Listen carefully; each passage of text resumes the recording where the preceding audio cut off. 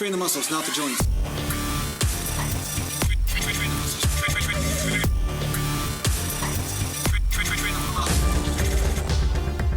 Welcome back to Natural Gland Bodybuilding Mountain. And today I want to talk to you a little bit about the bent over row and how it's okay to use a few different variations. So one of the things that I've found is that a lot of times people will get obsessed with doing a movement perfect, and then that's the only way they'll do the movement, and therefore they end up not being able to use as much weight, and they're not able to overload certain areas. They might be able to overload some areas, but not every area of the back. And that's why it's good to do your compound lifts in different ways. You don't have to get married to just doing them one way. So as an example with the bent over row, when I'm using really heavy weight, like 315 and above, I will do more of a Yates rowing type movement. Now, I've talked about this at length in a video called The Most Misunderstood Bodybuilding Exercise. So if you haven't seen that, I highly recommend that you watch that video. It'll help you out quite a bit. But the fact is that the Yates row, or the row where you're not bent over quite so much, because of the way that the angle of attack happens and the tensions, how they play out, you hit the lats really well and you can overload them extremely well. Also getting some good trap work as well.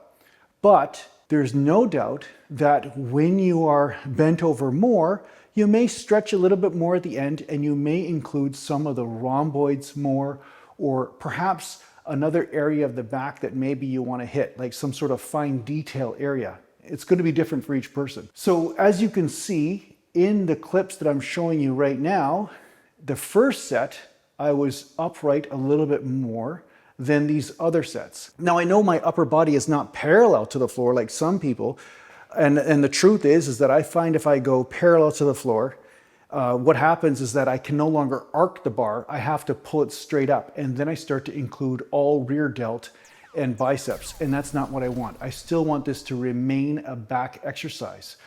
But there's no doubt that I can bend over a bit more and get a tiny bit more stretch in certain areas, which in the end does get my rear delts a little bit more, which is fine. And it does stretch out the rhomboids in my upper back quite a bit. So I get a little bit more rhomboid development from that, as well as a different part of the trap and so forth. So by doing the exercise this way, I do stretch out the back in a different way. And it's like this one exercise becomes two different exercises.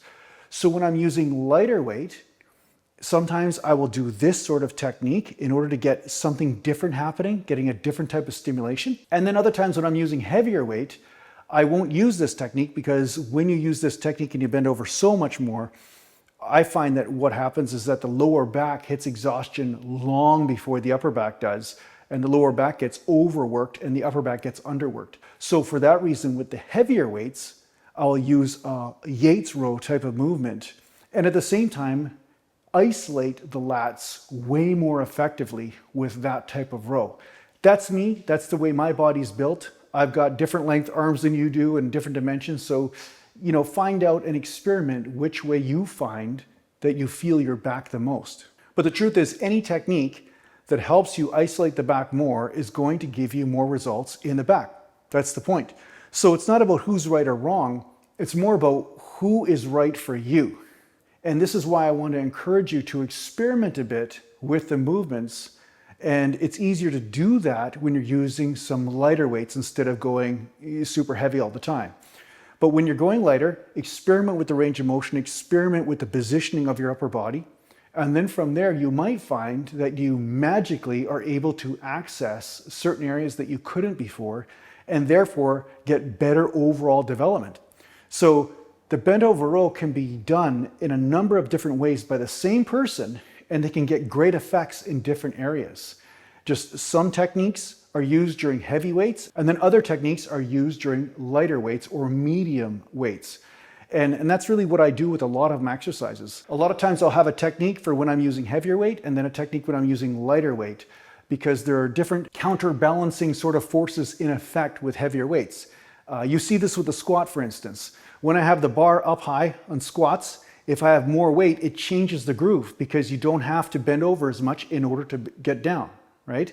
Because, you know, when you bend over and the weight's on your neck, it's pulling you over, right? Well, when you have more weight there, there's more force pulling you over. So then you don't have to bend over as much in order to do the same movement and still stay on your feet. So there's a little bit of that goes on with other movements as well, although it's not quite as pronounced as a squat. But yeah, that's what I'd recommend. Experiment with the bent over row. And this is what I'm doing with that right now with the lighter weights, 225 and lower. And when I go heavier, I'll do more of the upright Yates row. And then I get the best of both worlds from both techniques. Mountain. So I hope this helps out in your training. Thanks a lot for watching. If you need to get a hold of me, just go to naturalgallantbodybuilding.com. Thanks to the patient supporters and take care for me.